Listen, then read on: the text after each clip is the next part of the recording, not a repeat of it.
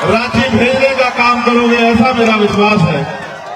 झारखंड प्रदेश में आजाद समाज पार्टी काशीराम के पलामू जिले के पाकी विधानसभा सीट से लोकप्रिय प्रत्याशी मुमताज अहमद खान जी के समर्थन में संकल्प रैली में भीम आर्मी के चीफ और नगीना से सांसद माननीय चंद्रशेखर आजाद सर जी ने उमड़े जन सैलाब को संबोधित कर उन्हें भारी मतों से विजय बनाने की अपील की। असीम प्रेम एवं जन समर्थन के लिए सभी का हृदय तल से आपके उत्साह से दिख रहा है कि आप सभी के आशीर्वाद के साथ पाकी अपनी जीत हासिल करेगा और पूरे झारखंड में बदलाव सुनिश्चित करेगा। सम्मानित साथियों, आज जो जन सैलाब आपने यहाँ इस पाकी में उतारा है, ये इस बात का ऐलान है कि आपने अपना नेता चुन लिया है जिसके नेतृत्व में आप अपनी आने वाली लड़ाई को लड़ना चाहते हैं।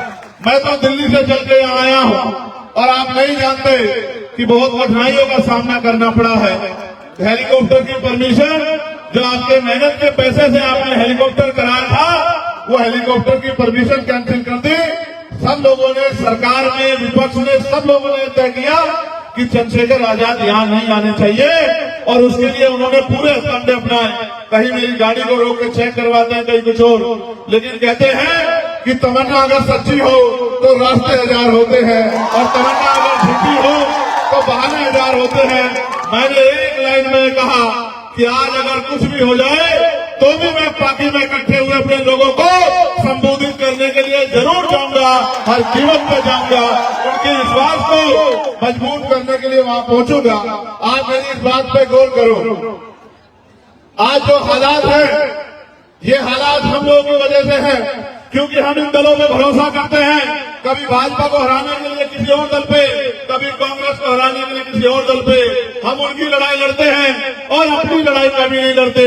जिस दिन हम अपना और अपने बच्चों का, अपने क्षेत्र का अच्छा भविष्य सोचने का काम करेंगे, मैं लिख के देता हूं कि किसी दूसरे व्यक्ति की जरूरत नहीं पड़ेगी, जिसने बिना किसी पद पे होते हुए, जिसने बिना किसी पावर के होते हुए आपके आशीर्वाद और आपके सहयोग से इस क्षेत्र में हर गरीब, किसान, कमजोर, तमाम जाति धर्मों के लोगों की आवाज बनने का काम किया है। अगर उस भाई मुमताज को इस बार आपने वोट की ताकत दे दी तो मैं लिख के देता हूं कि फिर आपको किसी के आगे हाथ फैलाना नहीं पड़ेगा। और फिर ये जो गुंडागर्दी आपके साथ होती है, जाति के नाम पे, धर्म के नाम पे हिंसा जो आपके साथ होती है, ये हिंसा करने की हिम्मत किसी भाजपा के गुंडे की नहीं पड़ पाएगी। मैं इस बात को आपको गारंटी के साथ कहता हूं। हम बाबा साहब अम्बेडकर को मानने वाले लोग हैं, हम सतगुरु रविदास जी महाराज को मानने वाले लोग हैं। बड़ी संख्या में हमारी माएं बहनें यहाँ बैठी हैं, वो बड़ा विश्वास उम्मीद लेके आई है। आजाद हुए 75 साल से ज्यादा हो गए, लेकिन आज भी बुनियादी सुविधा नहीं मिलती है।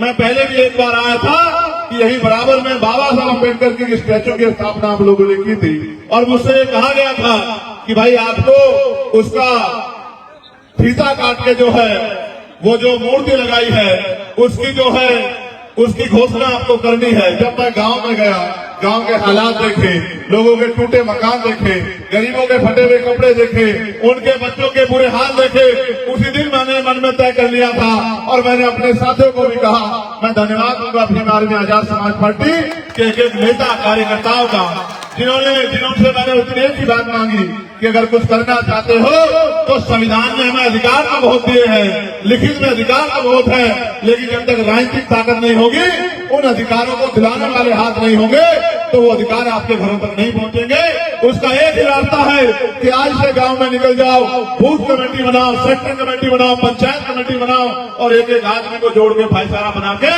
जब समय आएगा 2024 का, तो अपनी वोट की ताकत से जो है इस ताकत को बनाने का काम करना। क्योंकि आप ये महसूस करके देखो, संविधान तो कहता है कि हर व्यक्ति को रोटी, कपड़ा, मकान और पीने के लिए पानी की व्यवस्था सरकार कराएगी, लेकिन सरकार कहाँ कराती है?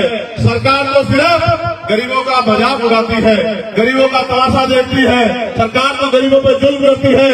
पढ़े लिखे बच्चे बेरोजगार घूम रहे हैं, महंगाई ने गरीबों की कमर तोड़ दी है। और मुझे कहने में कोई गुरेज नहीं है, किसी झारखंड का मेरा परिवार अपने बच्चों को पालने के लिए दूसरे प्रदेशों में रोजगार करने के लिए जाता है। जब वो रोजगार करने के लिए जाता है तो छोटी छोटी जगहों पर रह के अपना पेट पालने का काम करता है। मेरे आज भी याद है कोरोना काल, किस तरह से वहां से मजदूर पलायन करके आया। इन सरकारों के पास आपको रेल में बिठा के भेजने के लिए रेल की व्यवस्था भी नहीं थी। इन्होंने जब लाठियां आपके ऊपर पड़ी तो आपकी मजाक उड़ाने का काम किया। जिन्होंने आपसे मजाक किया, जिन्होंने आपका अपमान किया, जिन्होंने आपको डराने का दबाने का काम किया और जिनकी वजह से आपके हालात है, उनको आप 5 साल में अगर कभी सबक सिखा सकते हो तो वोट की चोट से सिखा सकते हो। भारतीय लोकतंत्र को आप देखिए कैसा है। अगर किसी आदमी ने आपसे झूठे वादे करके आपकी वोट को ले लिया तो 5 साल आप उसका कुछ नहीं कर सकते हो, बस 5 साल बाद उसके खिलाफ वोट कर सकते हो। लंबे समय से ये सरकारें हमारे लोगों के साथ ऐसा ही करती आ रही है। अब हमें ये समझना पड़ेगा कि अब हमें इनकी बातों में नहीं आना है। जब बाबा साहब अम्बेडकर ने अपने 4 बच्चे कुर्बान करके हमारी उंगली में इतनी ताकत दी है कि जिसे चाहे कुर्सी में बिठा ले और जिसे चाहे कुर्सी में उतार के डीजे पहन दे, तो फिर हमें घबराना नहीं चाहिए कि हमें अपनी ताकत बढ़ानी चाहिए। मैं अपनी बहनों माओ से कहना चाहता हूँ, क्या सम्मान की जिंदगी इस आजाद भारत में आपको मिल पा रही है?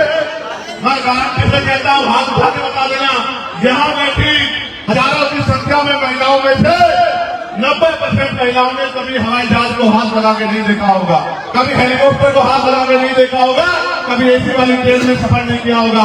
और तो और गरीबी के हालात ऐसा है कि जहाँ अमीर का कुत्ता बढ़िया एसी वाली गाड़ी में घूमता है, वहाँ गरीब पे रहने के लिए मकान भी नहीं है, उस पे खाने के लिए रोटी भी नहीं है, उस पे पहनने के लिए अच्छे कपड़े भी नहीं है।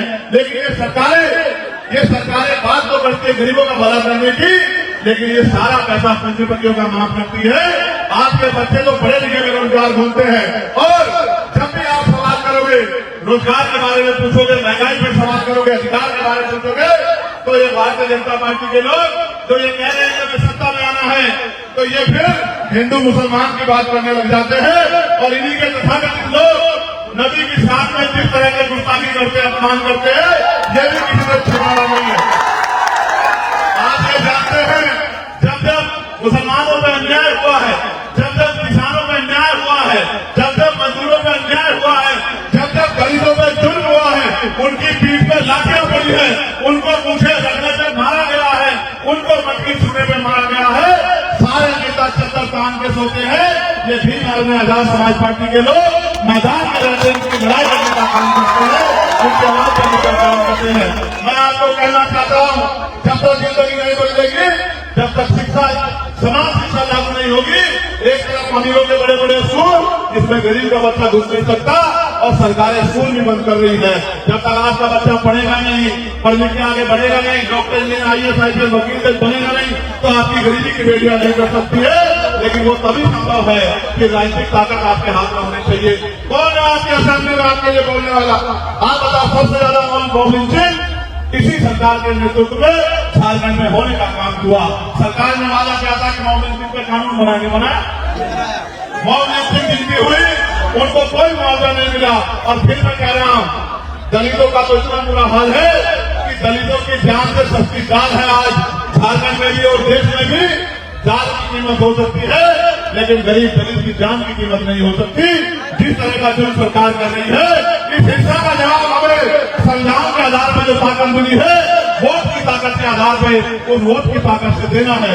गौर करना सम्मानित साथियों, अगर आप 10 रुपए का सामान लेने के लिए बाजार में जाओगे तो उस सामान को 4 बार देखोगे कि ये सामान खराब तो नहीं है, ये सामान जो हम खरीद रहे हैं ये टूटा हुआ तो नहीं है, ये जो सामान हम खरीद रहे हैं जो इसकी वैल्यू है ये इतना पूरा है नहीं है।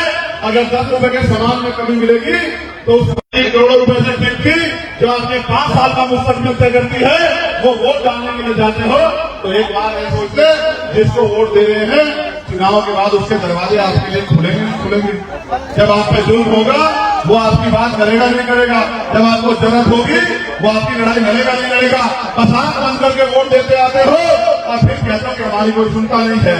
जो कल भी नहीं सुनता था वो आज भी नहीं सुनेगा। सुनने वाला एक है, आपकी आवाज बनने वाला एक है। मैं आपसे कहना चाहता हूँ, चूकना मत, बिल्कुल मत चूकना। नारे लगाने से, सिर्फ नारे लगाने से, झंडा उठाने से अगर तकदीर बदला करती, जिंदगी बदला करती तो सबकी बदल जाती। हमारे हाथ में बाबा साहब अम्बेडकर। ऐसी ही वीडियो देखने के लिए आप वीडियो को शेयर कर सकते हैं यही है आपका सपोर्ट और चैनल के लिए बहुत बड़ा आभार।